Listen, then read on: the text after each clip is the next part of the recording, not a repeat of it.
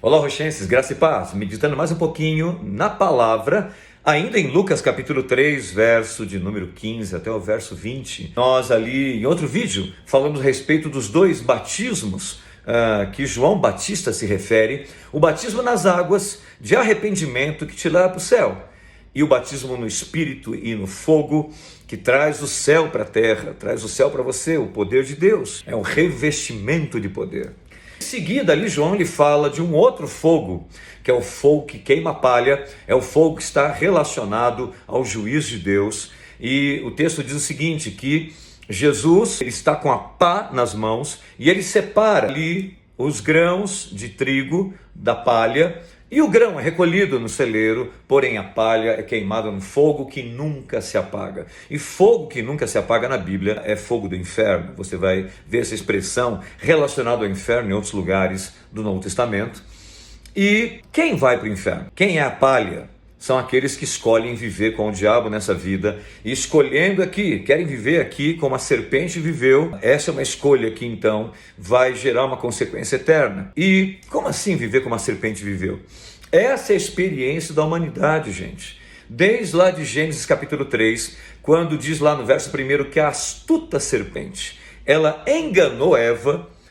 O que aconteceu é que essa astúcia da serpente, essa sabedoria que Tiago diz lá na carta dele, capítulo 3, que é terrena, animal, diabólica, passou a ser o estilo de vida do ser humano.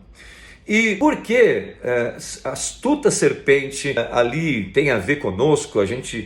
Conosco não mais, né? Mas com aqueles que ainda insistem em viver como a serpente viveu. É porque a palavra astuta, nós falamos isso em outro vídeo, a palavra astuta, ela vem da mesma raiz da palavra nu, que foi como o homem e a mulher ficaram após pecarem. E eles ficaram nus por causa do pecado, e ali eles chegaram nessa condição porque foram enganados pela serpente. A serpente disse que se eles comessem do fruto, desobedecessem a Deus, eles ficariam parecidos com Deus. Porém, não foi assim. Eles ficaram, na verdade, parecidos com a serpente, porque a palavra astuta, serpente, ou astuta, e a palavra nu vem da mesma raiz, ok? E o que ocorre? Assim tem sido o caminhar da humanidade, assim foi desde o início, após a queda do homem e da mulher, e assim será o término dessa era ali no Armagedon, lá na grande tribulação, quando o anticristo ali com seus exércitos batalharem contra Jesus e seus exércitos. E o anticristo, um dos termos, uma das palavras que você encontra na Bíblia que se referem a ele, é a palavra iníquo. E você vai encontrar isso em Tessalonicense e no Novo Testamento. E a palavra iníquo, se referindo ao anticristo, é a palavra no grego anomos. E anomos significa sem regra, sem lei. De negação e nomos de regra e lei.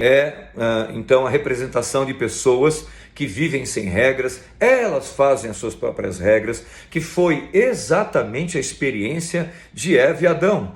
Quando Eva e Adão decidem não mais seguir a Deus, automaticamente ali eles decidiram que eles mesmos estabeleceriam o que é certo, o que é errado, o que é bom, o que não é, se Deus era bom ou não. Então eles entenderam, caíram no engano do diabo, que Deus não era bom, que as intenções de Deus não eram as melhores para com eles, e eles passam a se autorregular, assim desde o início. E assim tem sido a humanidade, e assim será o final desta era da humanidade ali na batalha do Armagedon.